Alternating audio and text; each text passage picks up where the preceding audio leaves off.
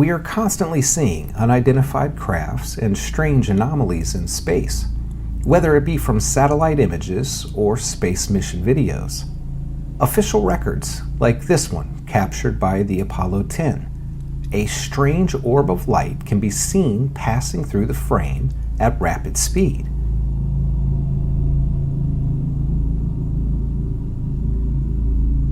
This video is from the shuttle mission STS-115. A UFO was spotted after the external tank separation from the shuttle. Here is footage from Apollo 16. We can clearly see a UFO above the moon. The photograph was taken by astronauts during the ascent from the surface of the moon in 1972, showing one of the most incredible photos of a UFO ever captured.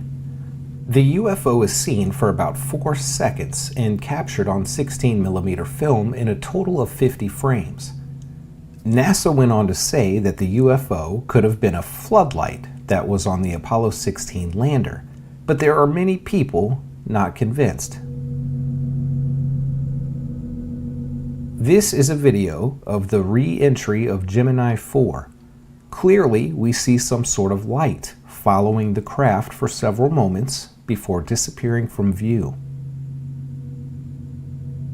A UFO expert claimed to have spotted a mysterious object flying near the Atlantis space shuttle in one of NASA's photos. According to the expert, the agency mistakenly labeled the strange object featured in its photo. Scott Warning of ET Database found this photo as he was browsing the galleries of the Gateway to Astronaut Photography of Earth. The site features photos taken during NASA's various missions. The photo that caught Warning's attention was taken during the STS-61B mission of the Space Shuttle Atlantis.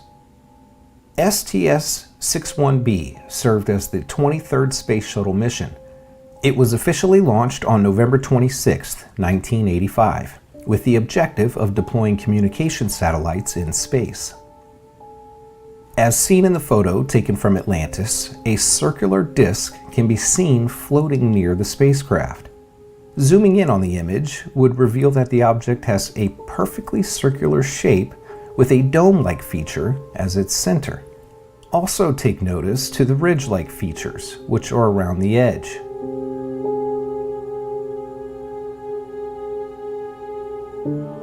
There are a lot of anomalies and conspiracies based around the planet Mars.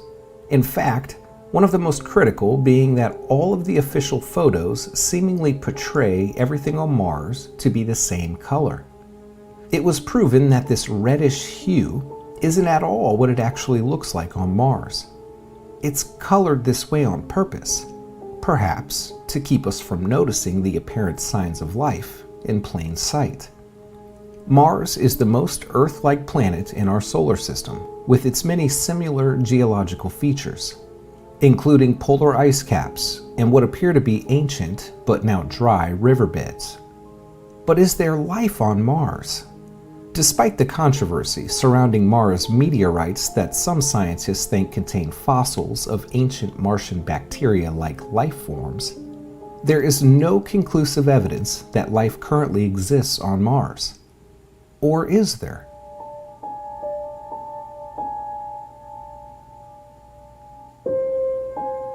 This photo, taken by the Mars Global Surveyor, MGS, looks a lot like aerial photos of an Earth desert dotted with shrub growth. A Hungarian research team, which has been analyzing the photos and other photos of the same area over time, has concluded that the black dots are indeed living organisms. By the middle of the first half of spring, these spots become darker, are bounded, and grow in size. By early summer defrosting, the naked dark soil of the dune is visible and surrounded by a lighter ring. Year after year, the dark dune spots renew on the same place with almost the same configuration. This repeat action, the team asserts, strengthens their suggestion of fixed biological causes of spot formation. The Hungarian scientists conclude that this strongly suggests a life cycle of some kind of plant life.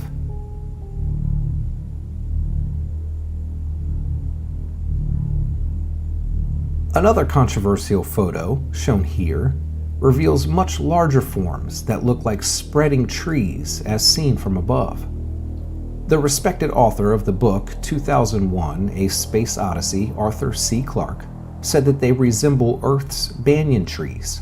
He too noted that these forms appear to change with the seasons, growing with the warmth and increased sunlight of Mars' spring season, just as vegetation would on Earth.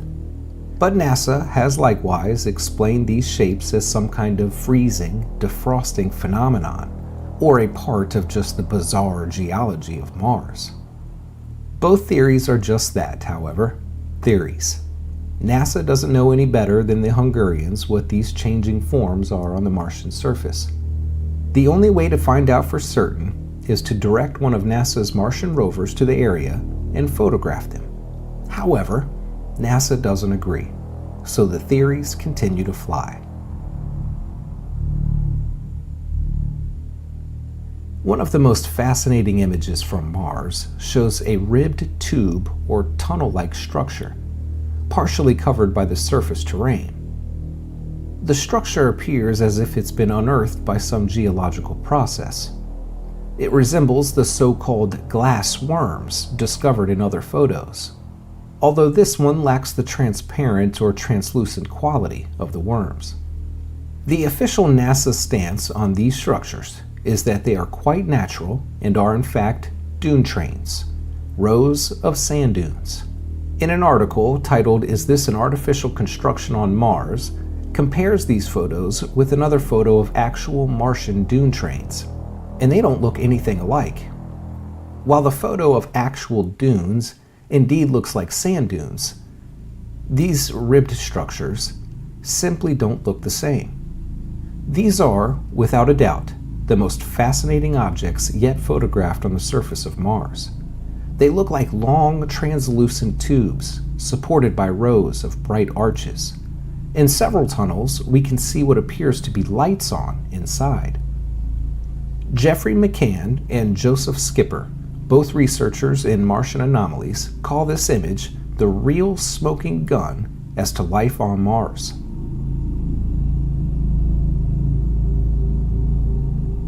This photo depicts the so-called port, which has been examined in some detail at Mars Unearthed, which is no longer online.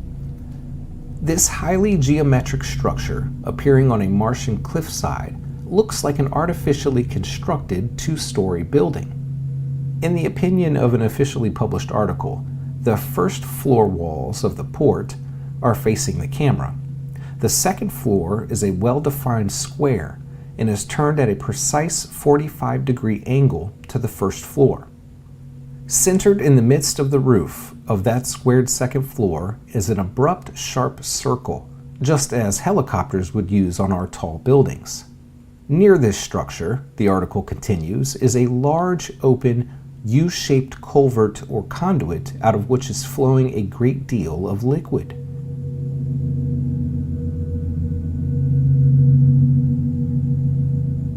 The tower seems to show a tall stack with a white tip casting a long shadow. If it is indeed a tower of some kind, it stands nearly 4 miles high, 12 times taller than the largest skyscraper on Earth.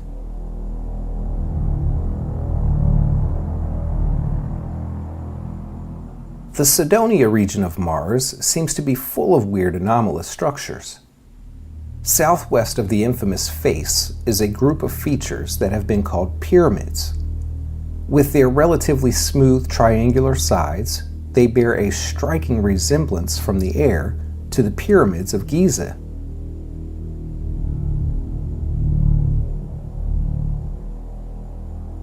The curious formation seen here has been dubbed the Star City.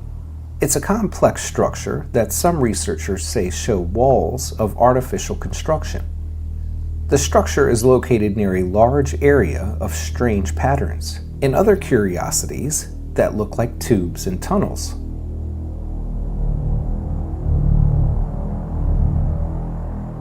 Scientists say it is highly unlikely that there is any freestanding or flowing water on Mars, and there's almost certainly no life.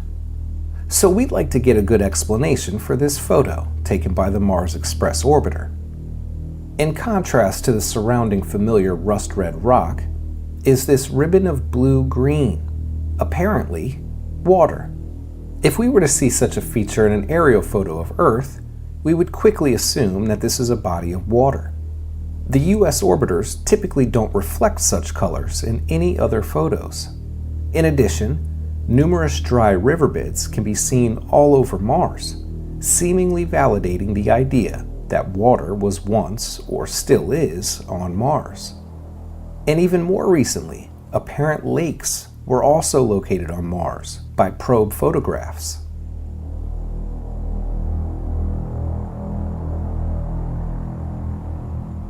Here is one of the most peculiar craters on Mars.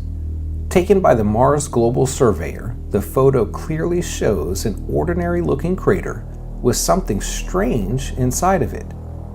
Off-center is a dome-like structure, nearly perfectly spherical, that appears to have a golf ball-like texture, or that of a Buckminster Fuller construction design, like the Epcot Center at Disney World. More intriguing, this dome stands very near what looks like a system of tunnels that run through the terrain of the Martian surface.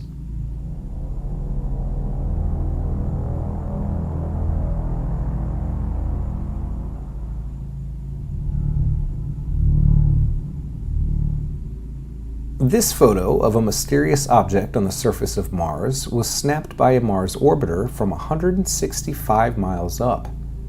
It appears to show a freestanding geometric block of undetermined height.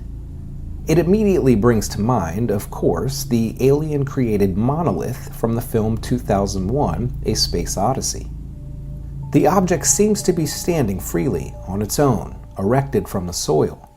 We can't say that this is an artificial creation, of course, but we can add it to the growing list of peculiar Martian anomalies. This photo is from one of the cameras located on the Curiosity Mars rover. It's been dubbed the Mars Rodent. From this vantage point, the only one we're offered by the rover, it does resemble a guinea pig or something similar. Here's yet another weird picture that shows what looks to be a plant, perhaps a tree, but many would say it's a cross. This picture was taken from the Curiosity on September 4th, 2016.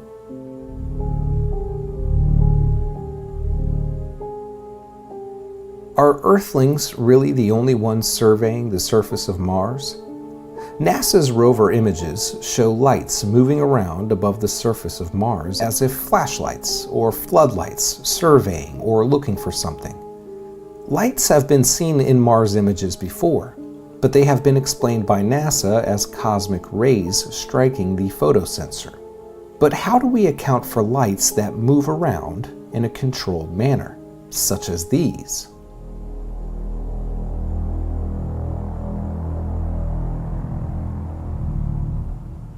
Photographed by the Curiosity rover on August 14, 2014, an object that very much looks like a bone of some sort. Some observers have likened it to the human's thigh bone. There shouldn't be bones of any kind on Mars, according to the planetary scientists, since life has never been detected there. And certainly no evidence for large forms of life has ever been confirmed. Or is this photo actually evidence? Its coloration, proportions, and shape, complete with joint-like nodules on the ends, immediately make one think of a limb bone. However, without any further examination, a conclusion can't be made.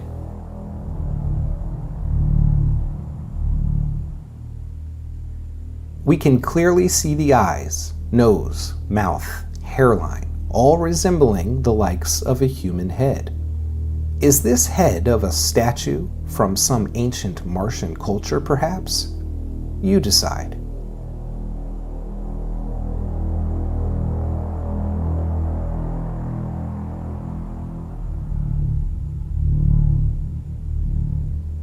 Over the years, we've seen many strange Mars pictures that have been taken by the Curiosity. Fossils, Statues, buildings, UFOs, flowing water, plants and trees. 99% of these objects turned out to be rocks. At least that's what NASA says. But this photo, taken by a NASA rover, certainly shows what appears to be a disc-shaped object embedded into the Mars surface. It has the very distinct look of a saucer-shaped UFO that appears to have crashed. Also photographed by NASA's Curiosity rover, we can clearly see what appears to be a rock or some sort of object floating on the Mars surface. Of course, NASA doesn't have any other explanation for this other than it's the shadowing from the observed angle.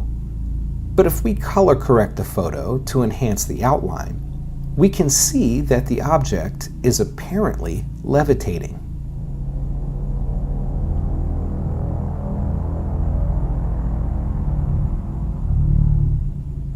There's no explanation for this photo on record, but it certainly appears to be a binder.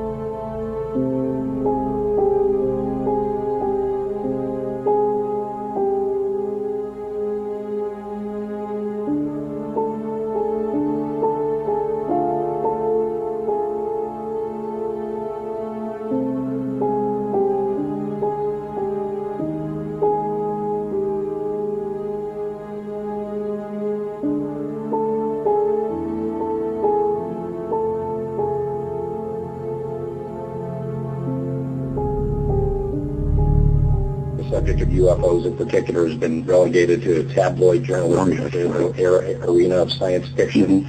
Why is it, do you suppose, or do you believe that it's been given a fair shake by science, and if not, why not? No, it hasn't, because it's rather clear there's been a lot of misinformation, disinformation. There's been a very active effort on the part of presumably people in the know to discourage public participation, media participation, to discredit the whole area. And that seems to have been true for at least 50 years. And also the very existence of an extraterrestrial presence or an extraterrestrial existence even went against the conventional science of 30, 40 years ago. Even when I went to the moon almost 30 years ago now, it was the conventional wisdom both in science and theology that we were alone in the universe. And I don't think people really believe that anymore, but that was a conventional wisdom. And the UFO reports have been going on for at least 20 years before that, and some almost 30 years before that, and being denied and swept under the rug and covered up and filled with disinformation.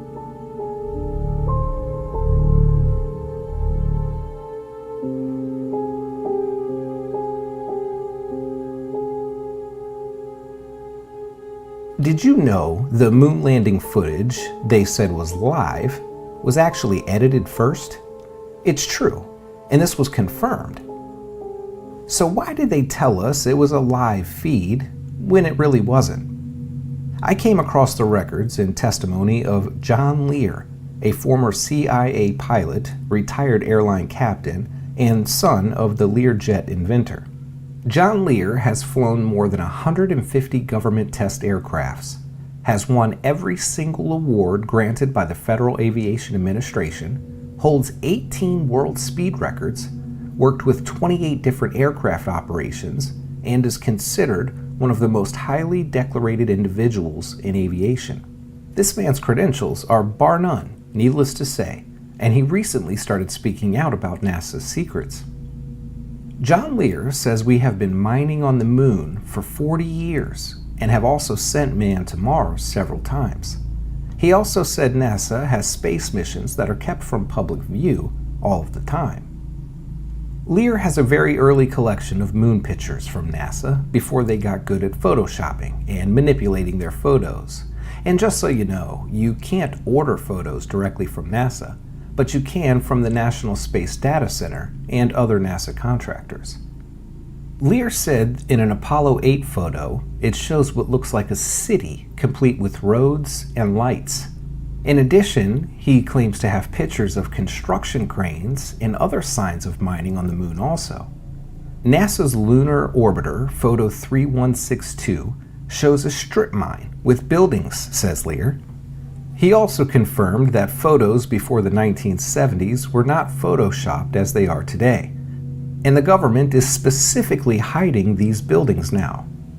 John Lear believes without any doubt that the moon has a breathable atmosphere and that the gravity is 65% of what we experience on Earth. The mining of the moon is believed to be for helium-3, which is a power source that could literally power the entire world for many years, and may be powering the moon already.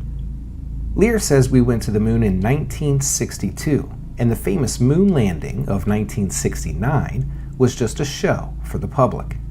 And this may very well be why the footage seems so suspicious. Ever wonder who owns the moon? 3 American government contractors own 95% of the near side and 50% of the far side of the moon. They've owned it for nearly 40 years. And this is the same group of 3 who own most of the mineral rights to the entire solar system. You can verify this by searching Universal Mineral Leases Registry, and you will find their names: Dr. Joseph Resnick, Dr. Timothy O'Neill, and Guy Kramer.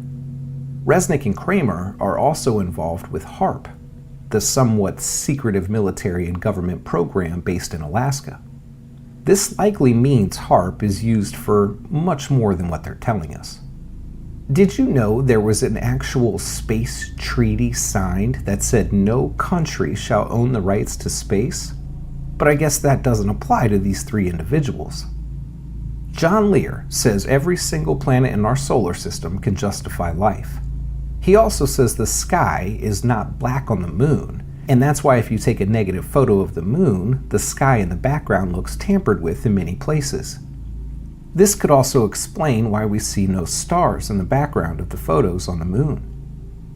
John Lear says there are 600 million people living on Mars right now, mostly underground, that look just like us.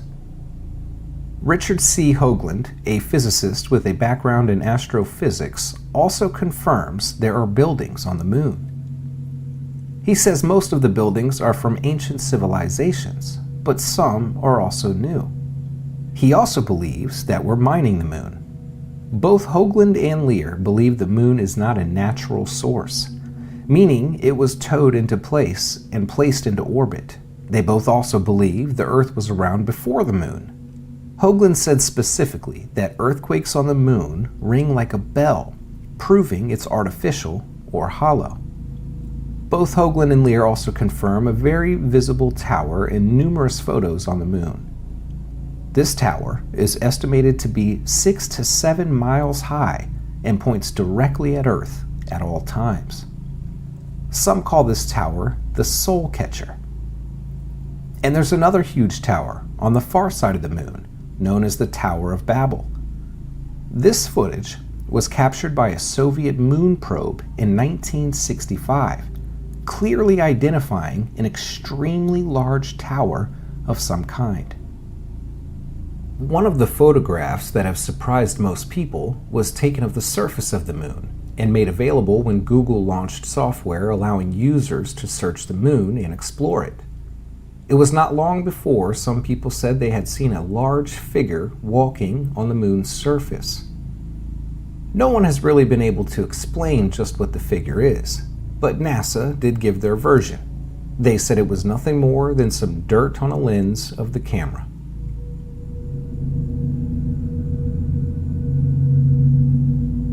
NASA says the ice volcano, named Lonely Mountain, located on the dwarf planet Ceres, is nothing that humanity has ever seen before. Subsequent research shows it was likely formed around 210 million years ago, and the presence of liquid water on Sirius also suggests that it might very well be habitable. Lonely Mountain has a summit of about 16,000 feet above the surface. It's the tallest mountain on planet Sirius. It was discovered in 2015 when NASA, now defunct, Sirius orbiting Dawn spacecraft beamed back images of the dwarf planet's surface. Sirius is a 600-mile-wide body that orbits the Sun in the asteroid belt between Mars and Jupiter. This research adds to evidence that Sirius is geologically active. Sirius is the only object in the asteroid belt currently known to be rounded by its own gravity, with a cratered surface shaped in part by eruptions, not of molten rock, as on Earth, but of liquid water. Joanne Bode in 1772 first suggested that an undiscovered planet could exist between the orbits of Mars and Jupiter. Johannes Kepler had already noticed the gap between Mars and Jupiter in 1596. This planet was first confirmed in 1801 by Giuseppe Piazzi, but later in the 1850s they reclassified it as an asteroid, and then now again reclassified it as a dwarf planet. There will probably always be more questions than there are answers. But it's an amazing universe out there, and there's no telling what we might find next. Until next time, I'm Jack Helms. Thanks for joining me on our journey into the strangest discoveries in space.